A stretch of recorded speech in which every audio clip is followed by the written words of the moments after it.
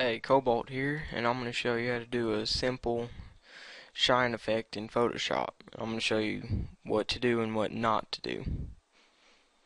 Alright, first you're going to have to open up a new image, or composition, whatever you want to say. Mine is 650 pixels by 400 at 300 pixels per inch. Then you just fill your background. I always use HF's background color. Alright, then you just type your text and resize it to fit accordingly. Oh, too big.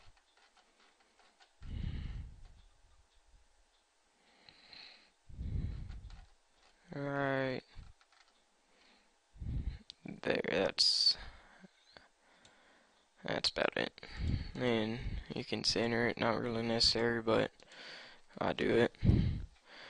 And then you just get a layer style, because I've got a whole bunch of them. Yeah, sure.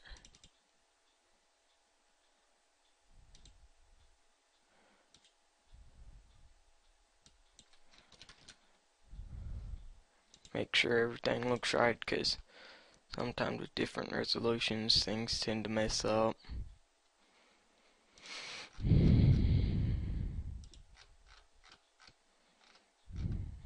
Yeah, that's about right.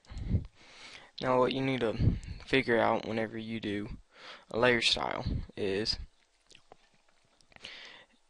right now we have stroke, pattern overlay, drop shadow, which is an outer glow, an inner glow, and a gradient overlay. I said that before. What you need to think about is where the shine is going to go on top and where it's going to go underneath.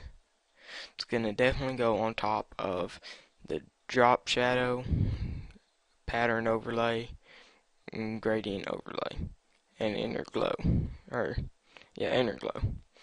So that just leaves, we just have to take those two off right now, and then you just get it where the effects aren't edible anymore, because that's kind of important. Then you have to do all this again. You need to take everything that was there off and edit again accordingly, because Photoshop tends to mess things up when you have high resolution, but high resolution makes it look good. Alright, and then you just need to make a clipping mask, which I'm sure you know. It just it puts an image on another image, but only within the pixels of that image that the clipping mask is on. Right now I have a gradient, which I'll show you what it is right now. It's a white to white, and this is a 0% opacity. Goes to 100 at location 1, then goes to 0 opacity at location 0. If you do it right, it should look like this, and you need to change the opacity of that clipping mask down a bit. Around 50 is fine. Now, make sure whenever you do the gradient that you do it somewhere in the center. And then you need to move your gradient all the way over to the side where it's out of the image. Then you need to open up your animation, which you can go to Window, Animation. Then you need to find out which layer is your clipping mask, which is layer 3. You need to open up layer 3.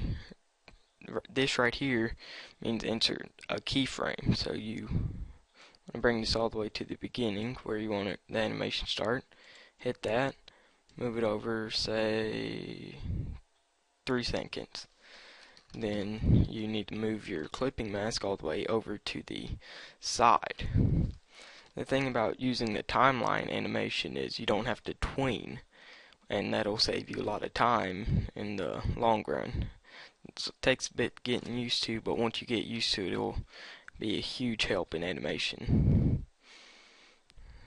Now, if we play it back, you can see that it has a good shine look to it.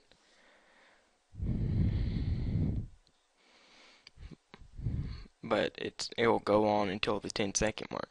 So what you need to do is get this right here and shorten that to about there. And so now it will be everlasting looping without being ridiculously long.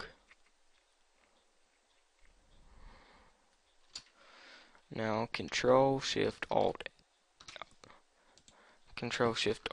S, then this is the save for web and devices, which you have to do if you're going to save an animation forever, and save, and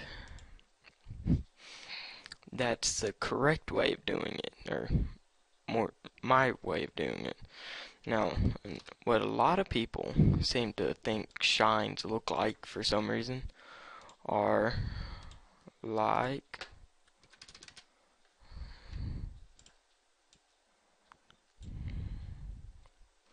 this.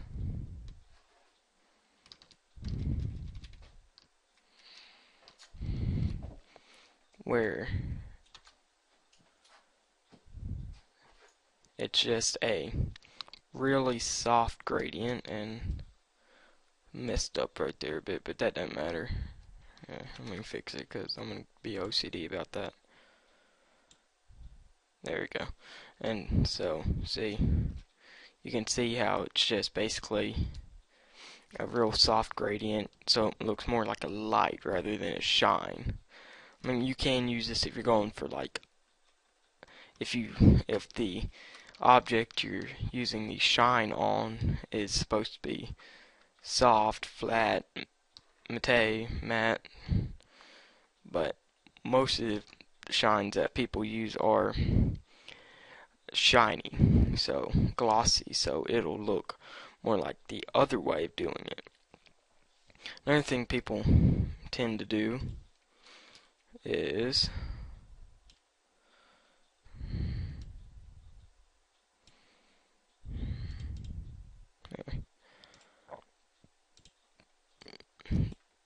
just make it black, or they have an effect on it, and crap, just deleted my layer. They have an effect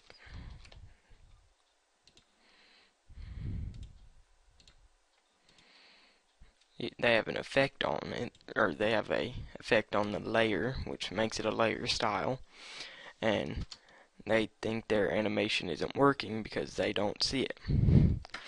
What a good easy way to solve this is to just like make a new layer and merge it with that layer, which Control E, or you can go to Layer Merge. Not sure why it's not working.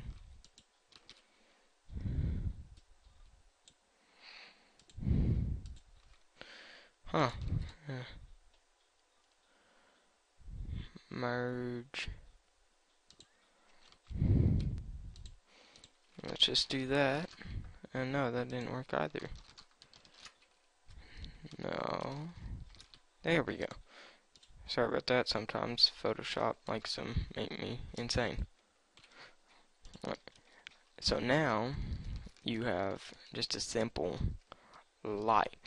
Now this could be good if you're going for a weird, not so realistic shine effect for it, but that's not how, or at least how I think a shine would look.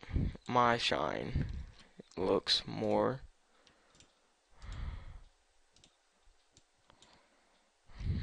like this.